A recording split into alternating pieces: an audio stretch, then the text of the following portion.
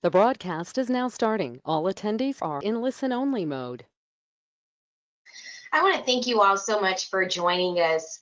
Metabolomics, a multidisciplinary field with targeted and untargeted applications, encompasses the comprehensive study of metabolism as it pertains to a biological system in response to a stimulus or a pathophysiological condition. And so when we think about both untargeted and targeted metabolomics, we see that both of these fields incorporate workflows with steps for bioanalysis, data processing, compound identification, and biological interpretation. As many of these steps remain unharmonized and unstandardized across the metabolomics field, it becomes extremely important for researchers to exercise a high level of critical thinking and judgment to ensure the execution of a successful metabolomics study.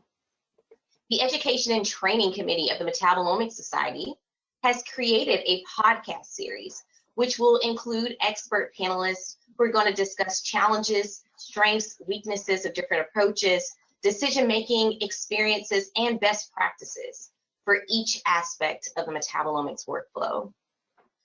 I would sincerely like to thank you all for joining us today for our very first podcast entitled Educating the Researcher in Study Design. My name is Dr. Candice Ulmer. I am the Chemistry Branch Chief of the Eastern Laboratory at the USDA Food Safety and Inspection Service, and I will serve as the moderator for today's podcast. The execution of a successful metabolomic study requires careful consideration of the study design. So the sample size, grouping, collection, as well as the sample type, the optimal analytical technique that's used, and data processing workflow.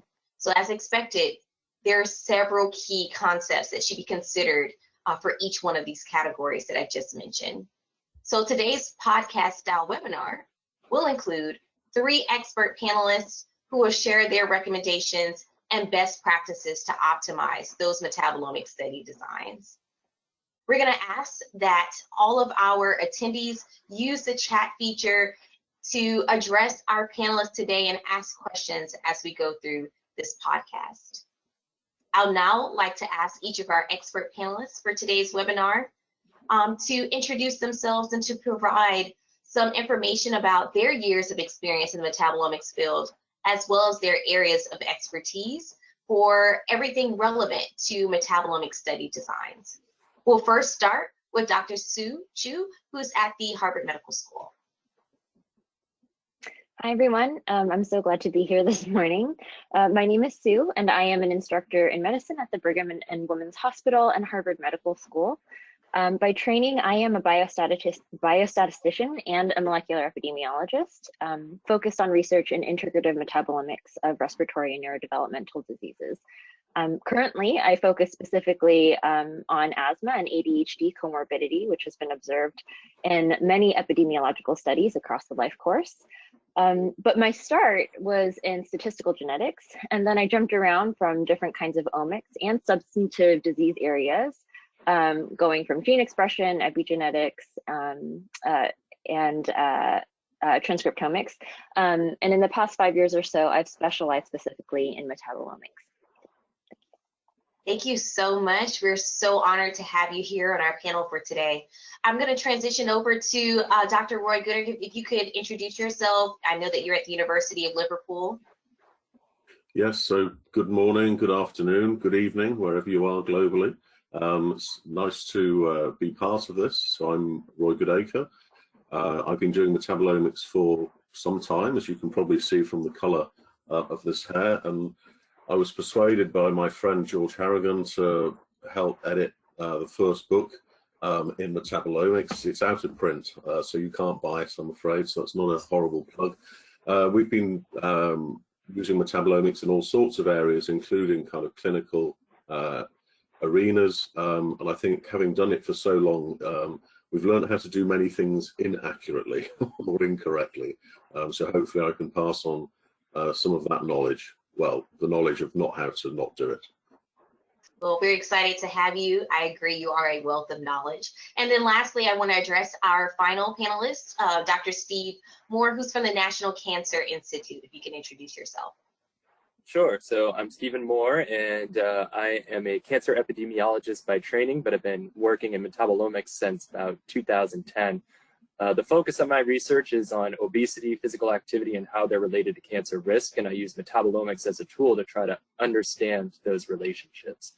So since 2010, my group has done a substantial amount of work on identifying biomarkers of obesity, physical activity, and also diet. And we have done a number of methodological studies as well. So quantifying the reliability of different platforms, examining reliability of metabolite levels over time, and also the effects of sample handling. And in the last several years, I also helped to found the COMETS initiative and have been working with a number of investigators on pushing that forward.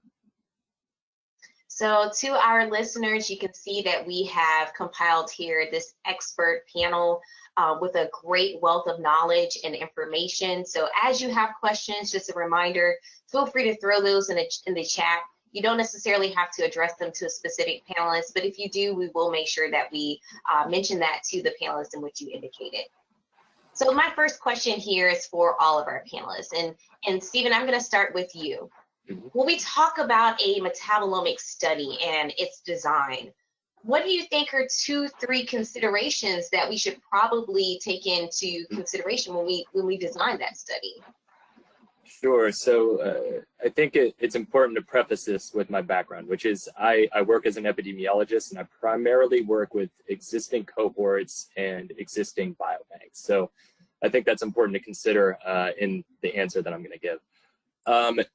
I would actually maybe even reduce this to one key consideration. And that one key consideration is, are your samples prospectively collected, that is before the disease has occurred, or are they collected after? If I had to pick a single thing that people need to think the hardest and the longest about, that would be it.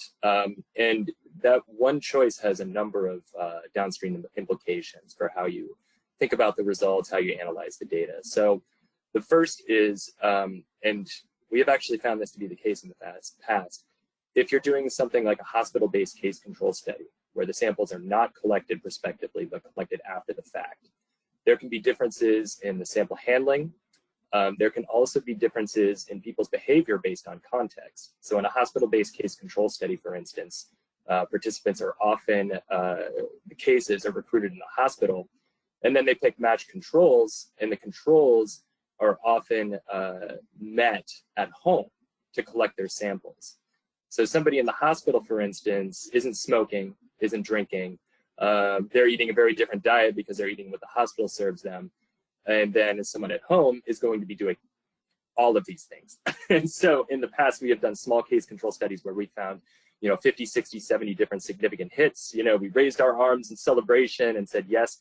And then we thought about it and we realized, oh, some of these people were collected at home, their samples, and some of them at the hospital. And we had just enough variability in each group to adjust for that. And when we adjusted for that one simple variable, home collection versus hospital, everything went away. We've had other studies where very minor differences in sample handling by case and control status have thrown things off. So if I had to pick just one thing, that would be it. Is your study prospective? If not, consider doing it as a prospective study. Look for resources. And if you still can't do it, think very carefully about how the samples are collected for your cases and your controls. That's huge. Yeah, the when, where, and how sample collection affects absolutely everything downstream in that metabolomic study. Thanks so much for sharing. Sue, do you have anything to add? Maybe do you have a couple more maybe key considerations besides the one we just heard? It's funny because I think that Steve and I tend to think very similarly. When we've worked together, we've had a lot of moments where we were really vibing with each other. So what he is saying totally resonates with me. I think maybe to add on to that, I guess, so this would maybe be secondary to what Steve mentioned, because I do think that the timing of when your samples were collected is really crucial, and that's something that people forget about quite a lot. You have a question, you get excited about that question, you have data, but sometimes people will forget, like, did this precede or come after the disease? But the next thing I would say is really important, maybe equally, well, actually, I think it's equally important. So these are probably joint considerations, but is the manner in which you're selecting your controls. So, you know, making sure that the contrast that you have between your cases and controls is appropriate, meaning, are the controls actually representative of the population from which the cases arise, right? So like if you're picking your controls, like, you know, a hospital sample is like a pretty good example of this. This is, you know, where you see classic examples of M bias or Bergson's bias, where you're selecting people who are very convenient, but might also, the controls are not appropriate necessarily because they have something that will make them more likely to have the exposure or the outcome. And therefore you're, depending on what your research question is, you're inducing something called selection bias. So I would say that the second thing, the thing that I would add to that is just make sure that when you have your controls, you're not, you know, if you, a very basic example of this would be, say, if you're looking at breast cancer, probably selecting biological males is not, I mean, I think there are cases of this, but you know, most likely, in general cases, biological males are not appropriate controls. Like if you only selected biological males, right? So that's just one example. Yeah, I think that's huge. You know, spending the time to address the biological question and picking those specific controls within a group that's going to help you answer that question appropriately. That's huge.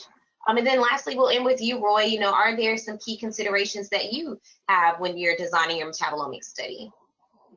Yes, and I think it Bill even Sue has said, which is to make sure that when you do the design, the only non-random variable, okay, is the thing that you're trying to predict.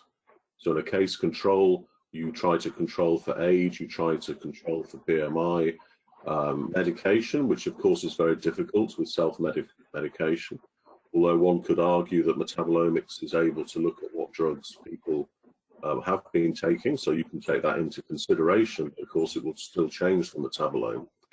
And if I may give you an example of a particular biomarker that I find quite interesting, a few years ago, several of us, in fact, Rick Dunn was the lead author of a study where we looked at 1,200 people who were nominally normal.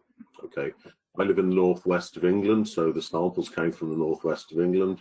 I was not a study participant. Okay, and one of the things we looked at were just general type of characteristics, and so we looked, for example, if we could predict age, and we could predict age really very well with over 90% accuracy with stratified age. And we find that if you looked at age combined with gender, then citric acid came out as a marker that increased as you aged, and it was naturally higher in females than males. Okay, so that's just one marker. So that's one statement. And I'm not going to say the papers, but if I say that I've read papers to do with cancer, and one of them, so our study had 1,200 people. One of these studies says citric acid is a biomarker. It has 17 cancer patients, average age 70. It has 21 healthy controls, average age 60. There's another paper that does exactly the same. It says citric acid can tell me whether I've got high-grade glioblastoma. But if I look at stage 3 versus high grade, I've got an average age of 62 compared with 40.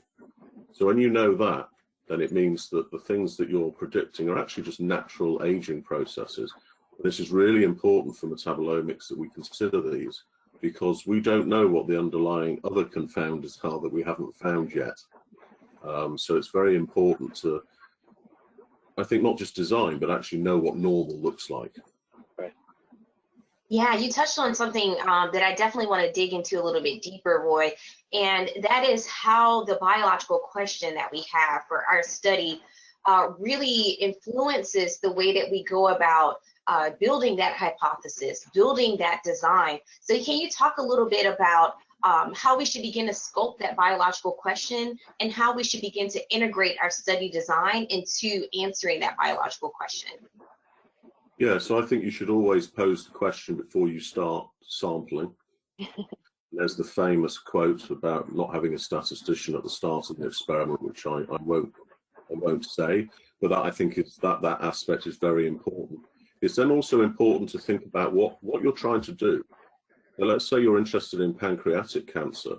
Okay, well, most of the controls will be fine-ish.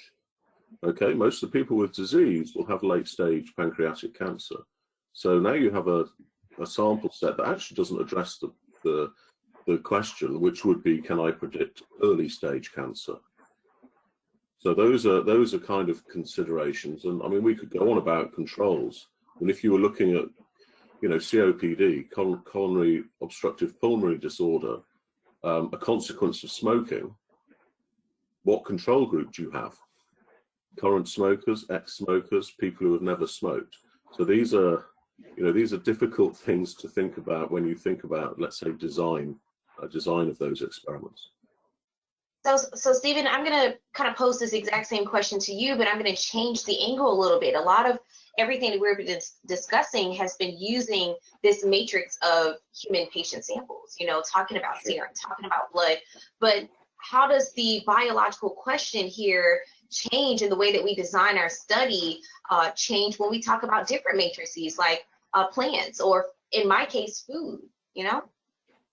Wow, so you mean examining food directly? I mean, that or plants or saliva, et cetera, just changing that matrix from what we traditionally use, like the serum and the plasma. How does our biological question in that regard, or what are some key considerations that we should take into place when we begin to form our study design? Is it the same? Are there similar considerations, or are there some tweaks that we might want to consider? Yeah. No, that's a really interesting angle. And you're right. I haven't thought about that much because I work almost entirely with human samples, but I do think that it would likely pose some special considerations taking different sample types. I think that you're going to have to consider very carefully what the capabilities of the metabolomics lab or what your facility are.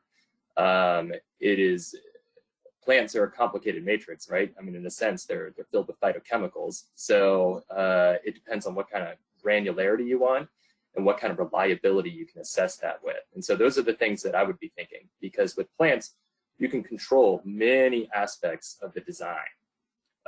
You can control, you know, which condition each plant is put in. You can control the temperature. You can put them in a greenhouse. So you've got a substantial amount of control over all of these variables. But the part that I think is the trickiest is the instrumentation there. What kind of capabilities does it have, and what's the reliability of that? Reliability can be a real killer in terms of statistical power.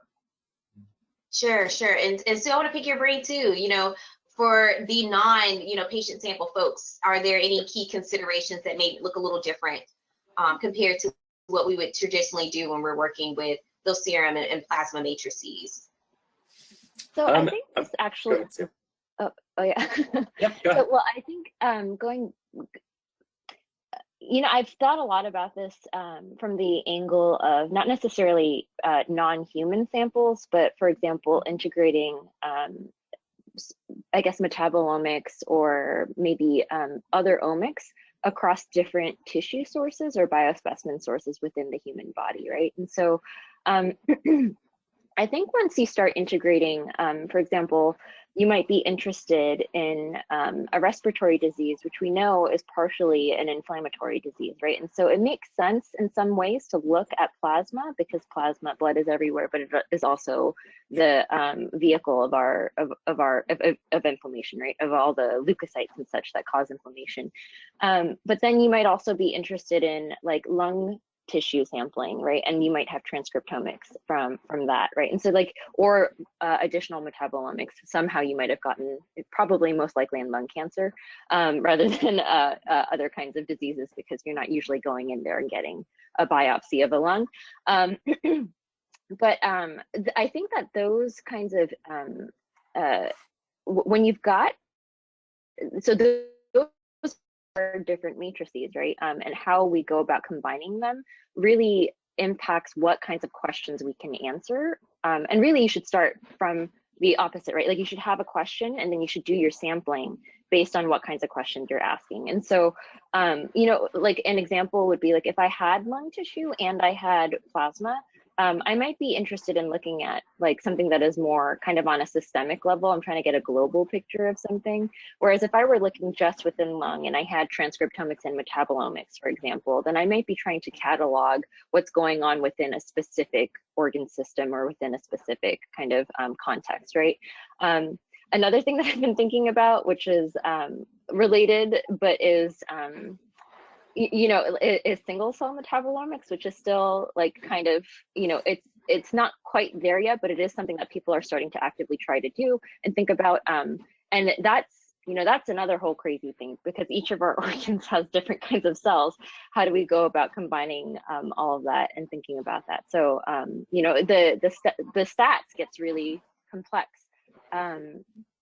Yeah, so Yeah. I don't know if It's I really. it's a loaded question, right? And we're learning that even the biological question influences whatever type of sample that we want. You know, where are we specifically focusing on to answer those questions? It's convoluted. Stephen, I think you had something else you wanted to add. Sure. I think that different labs specialize in different kinds of matrices, and I think that's really the key consideration, at least from my perspective, because you can control so many aspects of the experimental design. So I think in that respect, it comes back to the question, right? You know, what question are you trying to answer? Do you have a specific class of compounds, and then find a lab or find an assay that allows you to get to that class? But because and Candice, correct me if I'm wrong, but I think that there's more commercial work on human samples, which has maybe led to kind of higher throughput and more, you know, worked out pipelines. So that's, you know, that's the thing that I keep on the back of my mind when thinking about other matrices is, you know, how well established are these platforms and these pipelines? Mm-hmm. Yeah, I agree. But I think as we continue to go along with our conversation for today, we'll pick out some things that are definitely transferable amongst a lot of the different matrices. And one of those, Roy mentioned it very early on, was this elephant in the room, the statistics, right? So when we talk about our study design and we're talking about identifying the specific sample type or that matrix, well, how many samples are we supposed to have? Roy, do you have an idea? What's that process for determining that that power for that metabolomic study? Yeah, so I'm not going to give you an answer to that. I mean, there are websites that will claim that you can do power calculations, but given a lot of metabolites are correlated to some degree, it's very difficult to work out, you know, what the multiplier is. Let's say even if you take two metabolites that might not be completely independent. So I flip the question, well, not flip it round. So in our lab, what we do is we validate. I'm not talking statistical validation. So we do two discovery experiments when we're able to, okay? When there's enough samples. And if you do two discoveries, so you have nicely matched case controls and you design that properly, you do the experiment twice. You ask the question, can I separate my case controls? And if the answer to that is yes, you then say which features, and you do that twice. And if you come up with the same features, it means that maybe you're approximating something along the lines of truth. If the features are completely different, it means that you have a huge amount of variation that you're not encompassing. So that tends to be the way that we would do it. We would have two validation phases first, rather than say this is the magic number, because it's very disease specific. Okay, if the disease you're looking at is a disease of metabolism, the numbers are likely to be a lot lower than if the disease is something that is very, very subtle and doesn't obviously hit metabolism. Yeah, I love that. Moving away from the magic number, the magic N. Sue, what do you think about that? Moving away from that magic N and instead kind of looking more on validation studies. How are you guys handling that in your field? So I think the validation is quite important. There are ways that you can try to approximate getting the power for a study, right? Like power is a function. Well, so before you even get to power, you should really start with like all of your assumptions, right? And that's just good practice. Like it's funny because so my background is like what I specialize in is something called causal inference. For causal inference, what happens at the very beginning of any study is you really codify all of your assumptions about what causal structures you think are occurring in the general context of the exposure or your predictor variable and outcome of interest, right? So like, what are all the potential sources of bias and all of that? When you do this sort of explicit codification, part of that is also sort of defining what you think the like, at least mentally, right, is figuring out what you think the association between your exposure and your outcome, what you expect it to be, right? And power is a function of not only the effect size that you wish to detect, but the sample size that is available to you, as well as the prevalence of the disease and exposures that you're studying. And then on top of that, it's also a function of your study design, right? So like, power is so complex. It's really like if you work with the statistician, what they'll say is, for your specific study, what I would like, the best kinds of power analyses are ones where you're doing a simulation. So you've got some real data. Maybe you called up Roy and said, hey, I want some experimental data to like get the underlying correlation structure for the sub pathway that I'm interested in, or maybe for a global sort of like, what is the global kinds of correlation structures that I might see. And then you would sort of contextualize it in that way, and you create a tailored power simulation to try to get at that question. And even then, you don't have a guarantee that your power simulation is correct, which is why oftentimes you'll see multiple power curves in a grant application, right? Like when you're trying to get money to do your study, you'll see multiple power curves under multiple different kinds of simulation settings showing what is the effect size or the association that I am able to detect. In the context of, like, for example, Steve's in my studies, oftentimes we're working within an existing cohort. So here's what we can do with the data that we have. But if you're starting your own, then you can say, I'm interested in detecting effect sizes of this magnitude. Here are the number of samples that I need, and this is the amount of money I need to do the samples. So it's not really a direct, there's no really one answer, as Roy said. And the validation, of course, is something that is a very nice heuristic. And I think it's most powerful when they're combined, right, to the extent possible. So Stephen, we have on our call a range in regards to the years of metabolomics experience. We have people who are just kind of starting off and are using this podcast and webinar series as a way to learn about metabolomics getting started. And then we have some experienced listeners as well. So I'm going to target this question to some of those in the beginning stages of their metabolomics career who are hearing all of these conversations about power analyses, validation studies. Well, where do I start? You know, I know that I have a disease population. I know that I have a control, and I know that I'm supposed to have a significant number of samples within each one of these groupings, but how do I figure out what that is? Sure. So people often approach me with respect to power. They're often approaching me for pragmatic advice. I have a grant. I need a power calculation, right? So I tend to approach from a less theoretical perspective. And the first thing I tell them is the main driver of power, there's many, but the main one is really effect size. So if this were a feeding study where you have people drinking coffee or not drinking coffee, you might be able to get away with 10 in each group because the effect size is going to be huge. You're going to have correlations of 0.8 or higher. If you're doing a study of diabetes, which is a metabolic disease, like Roy mentioned, this is going to be a relatively smallish study, or at least you could do a relatively smallish study. Maybe 200 cases, 200 controls would be enough to give you some preliminary signal. If they're going to do cancer, it's got to be much higher. And we have explored many different types of cancer. We have not found obvious low-hanging fruit. So the idea that you're going to get an odds ratio of 5, 4, 3, comparing, say, the top quintile versus bottom, I'm just here to tell you that's not going to happen. So with that in mind, you might want to start at, say, 500, 1,000 cases, somewhere in that neighborhood. And that's often disappointing, I think, to many junior investigators because the size of that grant is a little bit higher than what they hope to do. There's a silver lining to that advice, which is that it's so much better than doing an underpowered study and being stuck with it. if you do a study and you have null results and you have to spend 2 years working on that paper, you're going to hate yourself by the end of it. So I'm saving them that part of the process and just being honest, very upfront about what it's going to take for cancer studies. There's some cancers that are more metabolically oriented than others. You might be able to get away with less.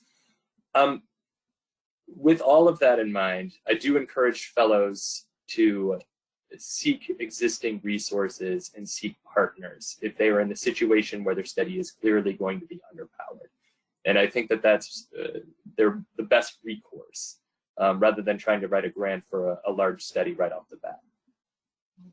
Yeah, so what I'm hearing a good bit about is the need to do the background research specifically for the application, and to use that to drive specifically how you begin to build this study design, the number of samples that you need, what is realistic for the various different types of applications. And a common thread that I hear from all of you is the importance of this control, right? So some of the terms that I've heard you guys throw out so far, the case control, we have other types of controls, the nested case control, the placebo control. Roy, help us better understand the importance of the differences between each one of these controls when we are building this metabolomic study. Can I just have a blanket control? Do I need specifically this placebo control? Do I need specifically, these various types of controls that we hear and see in publications? So again, it really flips around to what the question is that you're trying to address. Okay, and we are at the moment concentrating, I think, probably egotistically on humans. And I know, Candice, you tried to draw us in. You try to draw us into other areas where metabolomics is used. Yeah, well, we can go there because you also need controls there if you're looking at a plant system and you're looking at a perturbation in a plant system. There you may have let's say an abiotic stress, so a plant being exposed to a different temperature. So then you have to think about the temperature controls and the natural environment in which that plant may exist.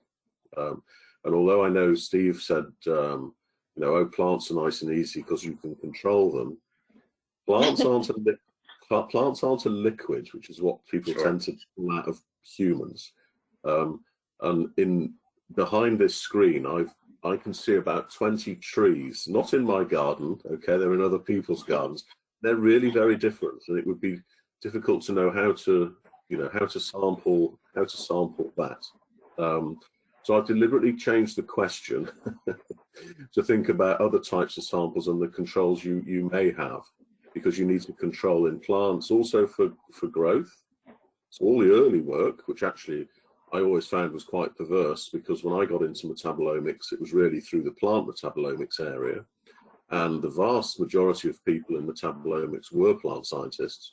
And when you think about how complex secondary metabolism is, you just thought, ouch. But there was an awful lot of work done early on, in things like Arabidopsis, and there were some general rules that were agreed by the community that you would measure a plant in a particular kind of growth stage.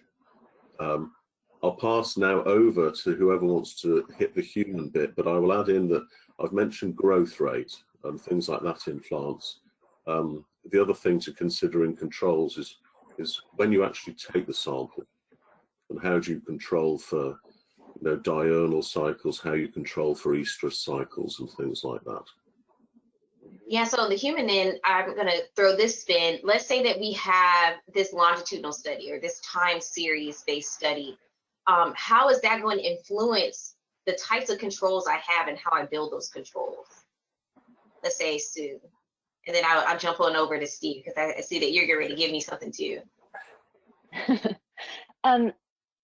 So I think this goes back to study design, and I guess I want to add, before I move it, more deeply into that question or into that line of thinking. I do think that I'm really glad that Roy is here to talk about non-human studies, because obviously there's a huge proportion of the metabolomics community that would be very interested to hear about not necessarily human plasma like what Steve and I mostly do. But I would add that I think that the principles are very similar in terms of good study design with respect to control, like having valid controls, you know, thinking about timing of your sample collection and all of that. So I think that there are, you know, commonalities between all of these studies. Just the principles of good study design hold no matter what it is that you're studying.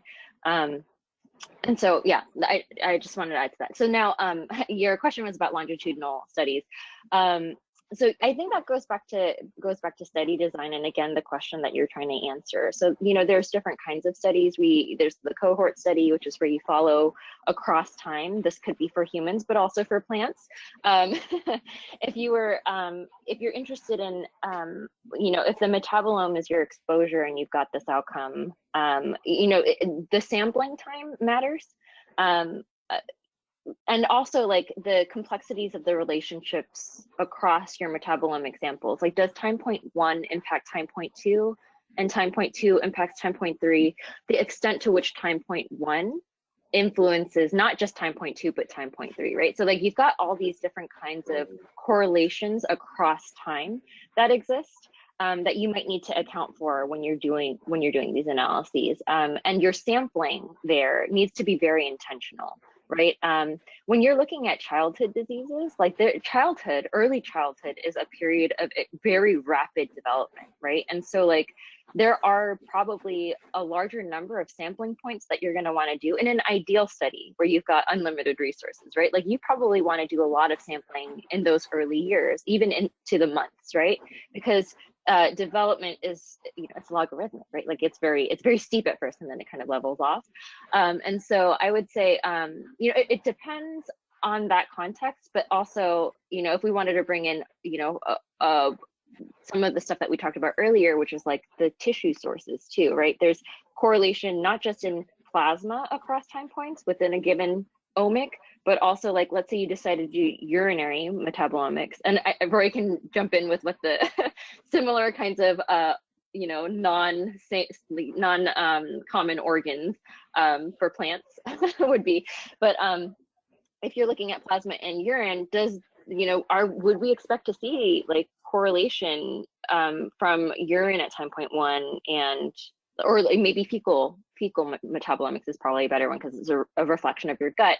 But like, you know, fecal metabolome at time point 1 and plasma metabolome at time point 2.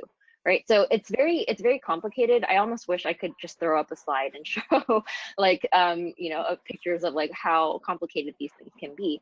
But yeah, those are some of the considerations that you would want to take into account.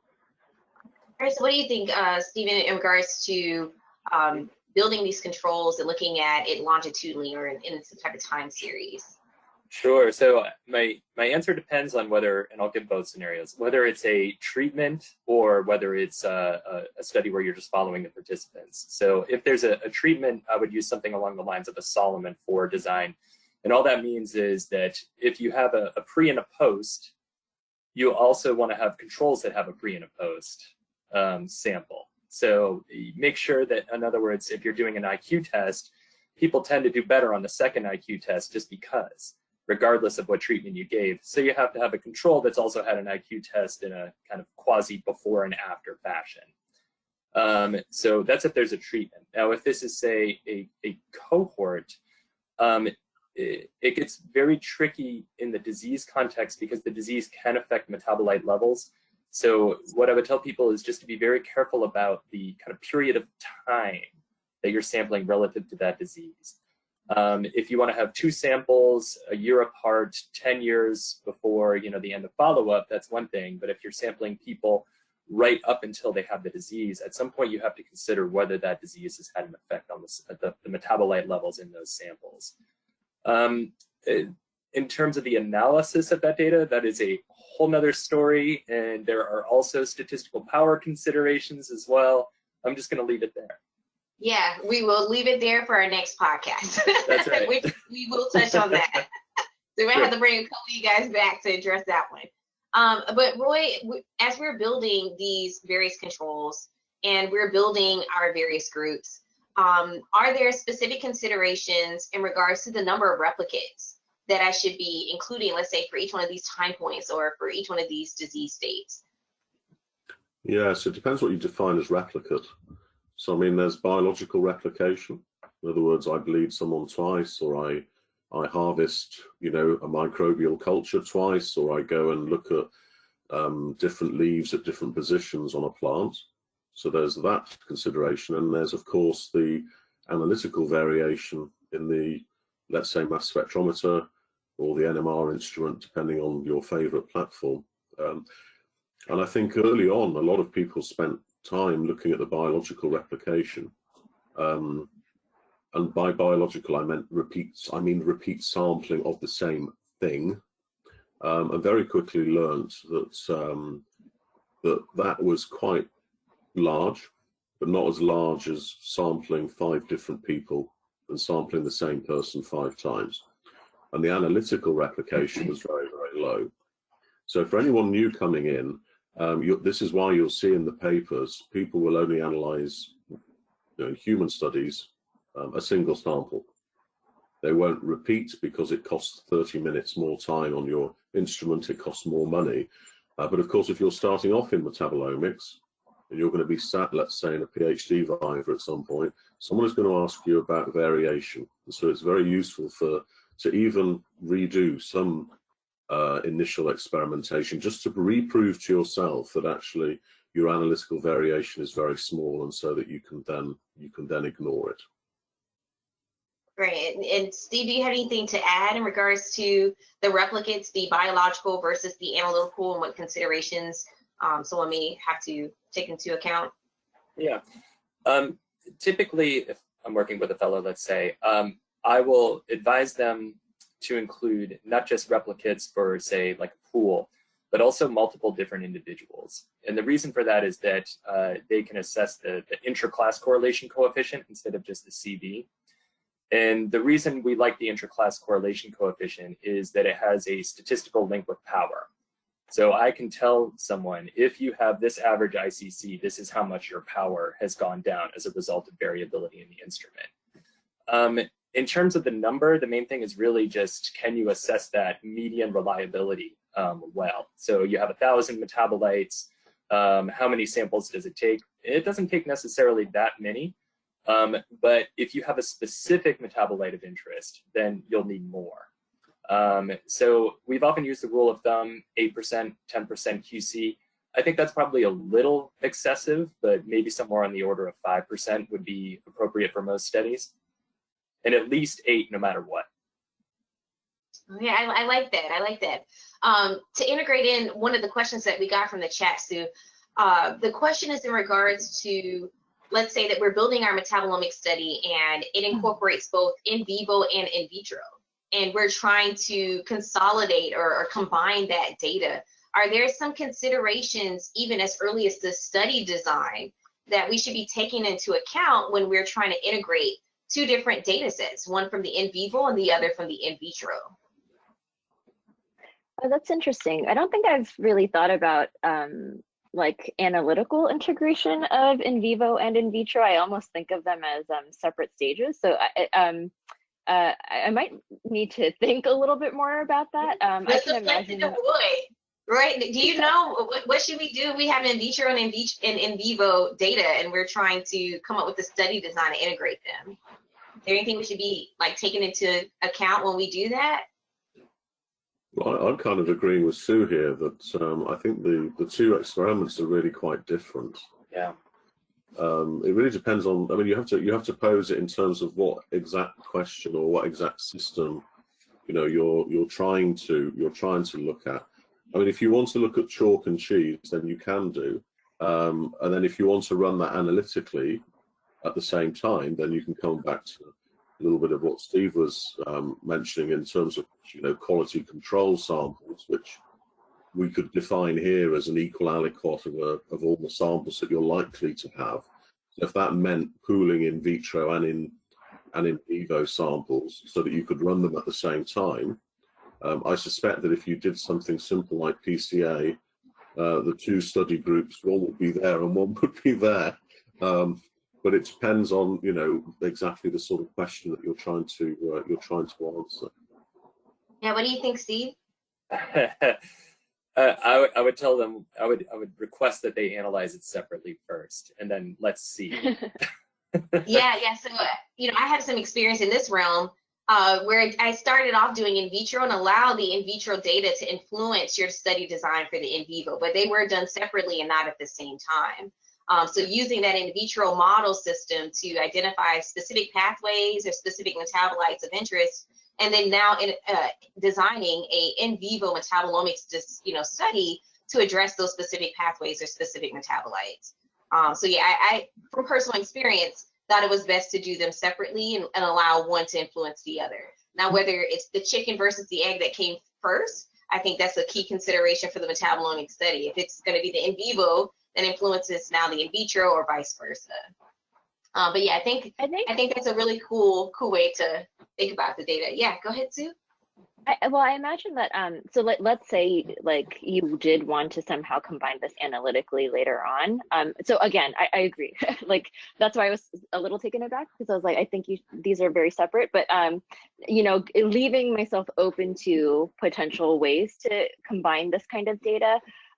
You might imagine, for example, if you're a Bayesian statistician, sure, right? Like you could use information from your in vitro experiments to create a prior. So basically saying, I'm going to upweight what I think exists based on my data from my experiments in the lab, and I'm going to upweight those pathways when I'm doing my analysis within my data, right? And so that is one way that you can kind of try to incorporate elements of the in vitro, but it's not really the same thing as, say, taking data from here, a matrix from here, a matrix from your in vivo data, and then like putting them together and doing an analysis, right? So that is one way where we allow ourselves to be a little flexible about how you might go about doing something like that. Yeah, definitely. And one key thing here that we haven't addressed yet, because it's probably going to take up and eat up the rest of our time, is bias. Where does bias get introduced in this study design? What are some things that we can do to help alleviate bias? How can we be sure that, you know, by the end, if we're looking at our data, that we haven't integrated in some particular step or some particular thought or some particular design that is now biased our end conclusion and our interpretation of our data? So let's start at the very beginning. What do you all do to ensure or try to help alleviate bias from being integrated into your study design? We'll start with you, Steve. All right, sure. So I have a strong bias myself towards prospective study designs, which I mentioned at the beginning. So I'm a disease researcher. I start with prospective study designs. I also use never thawed samples.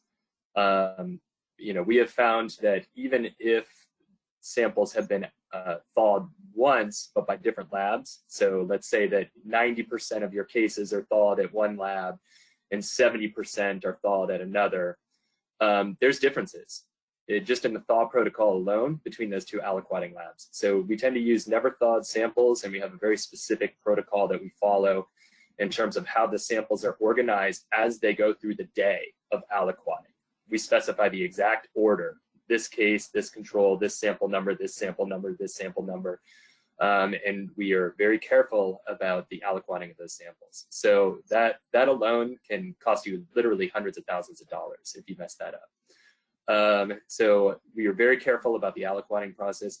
And then there are the things on the back end. So, you know, in a prospective study, we don't necessarily have control over our controls, right? It's not an experimental study, so we can't say, okay, they have to be, you know, exactly the same on this dimension and that dimension. But we're very careful in the analysis to try to address all of those potential confounders. And that's an exploratory process. There is no closed, fixed answer that will get you to a study that is free of bias.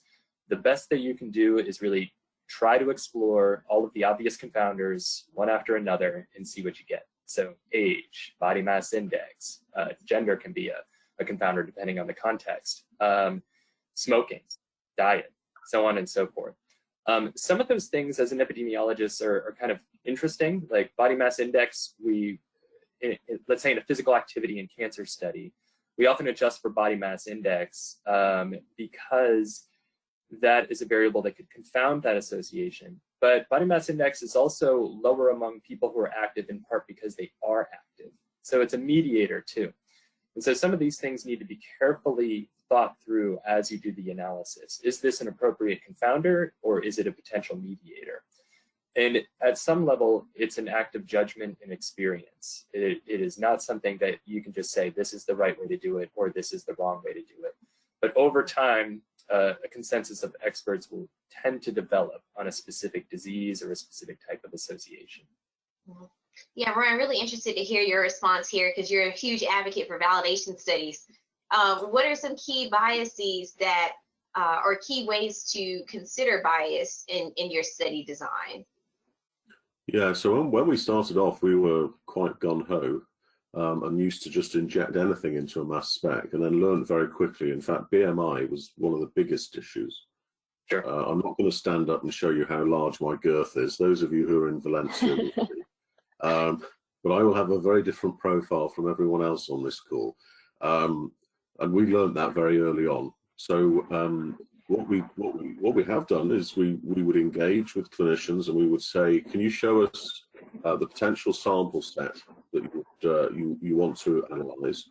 And then we would do some kind of statistical test on all of these potential biases. So obviously the age and things like this are the obvious ones. But over-the-counter medication is really difficult to control for. But having knowledge about that is really important. And as Steve said, being pragmatic, because if you try and control things too much, you'll find you'll have 2 people in one group and 3 people in another. Yeah. And that's not going to help you.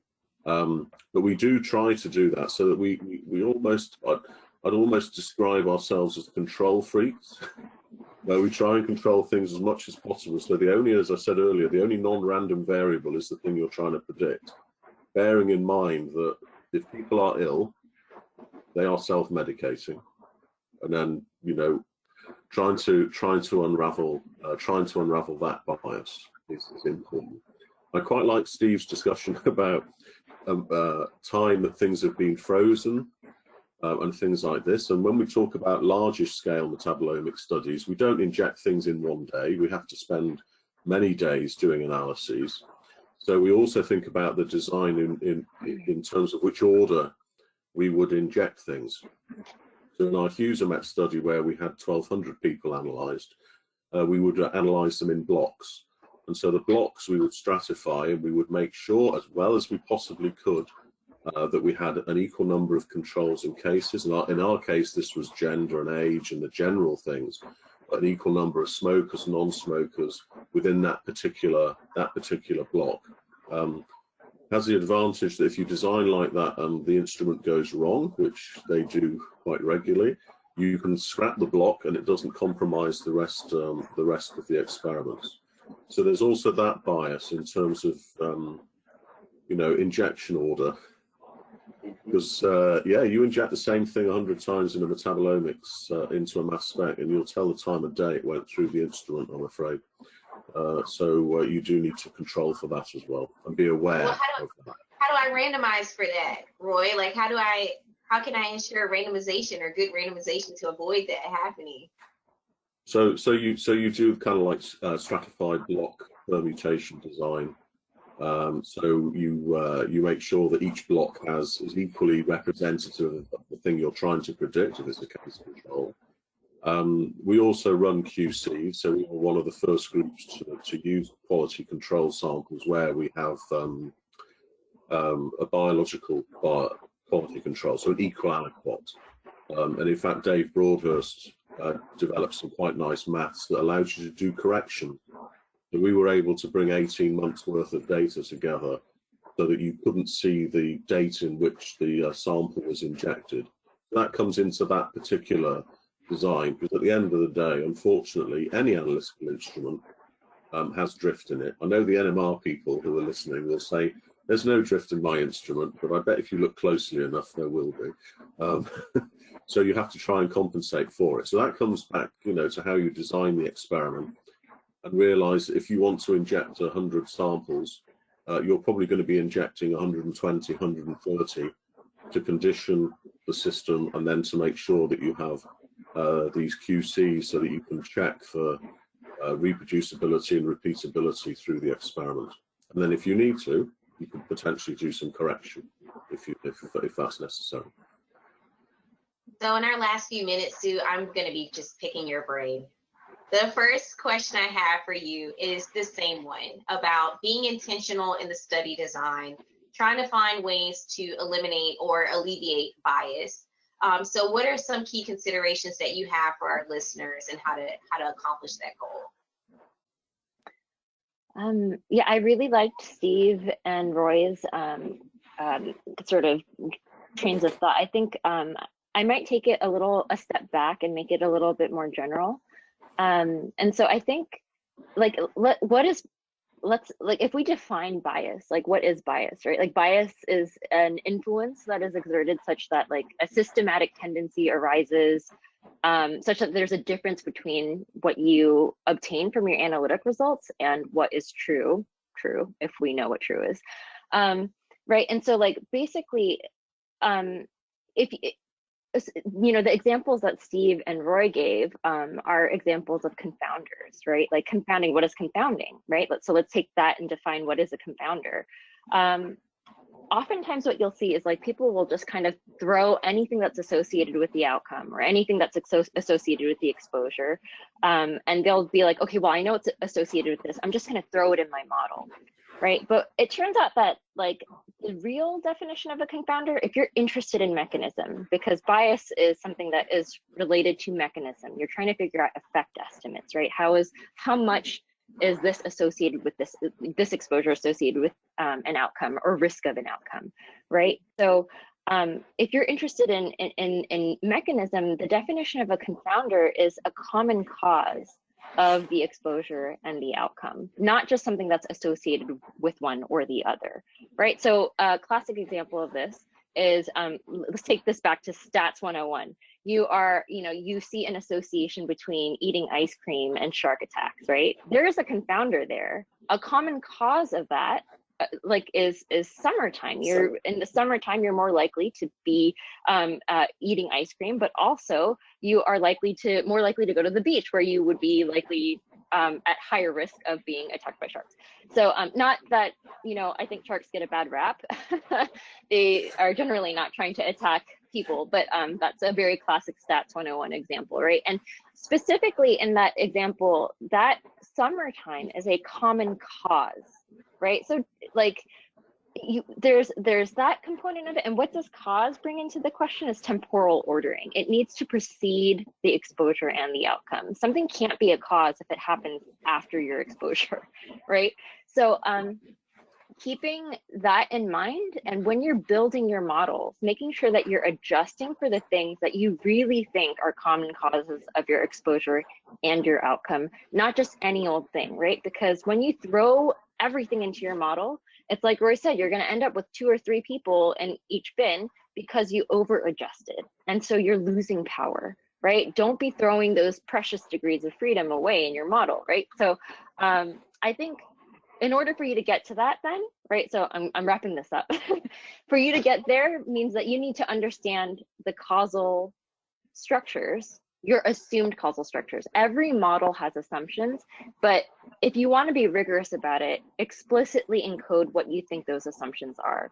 Make it clear that I think that this thing is a common cause of this and that, and that's why I'm adjusting for it. So to summarize, bias is basically when the truth and your analytic results do not align, right? And a confounder is a very specific form of bias, right? And so for you to be able to identify potential confounders means that you need to really understand or have a set of assumptions that are based on literature or your own expertise, about how your exposure of interest and your outcome are related to each other. And you build that, you build that sort of like, as an epidemiologist in causal inference, I would say a DAG, directed acyclic graph. If you don't know about it, read about it. It will change your life. But you would use some way to codify what your assumptions are, and then you use those assumptions to decide what you're going to adjust for. Don't just adjust for everything. And when your reviewers tell you, reviewer number 2 will tell you, you need to adjust for all of these things, and they'll have like 6 different stratifications that you need to do, and you'll be like, this is a good time for you to be like, no, that is not a confounder. I'm not adjusting for that. It's in the Well, this has supplement. been great, guys. I have loved every minute of it. You have provided our listeners with amazing nuggets of information. We just came back 360 all the way to the biological question, being intentional about it, being intentional about how we want to address it. And I want to thank you all for serving on our panel for today. I want to thank our listeners for engaging and providing feedback and shooting questions on over to our panelists. We hope that you've enjoyed it, and we hope that you will attend our next podcast. So thank you all for joining. Thank you. Thank you. Bye.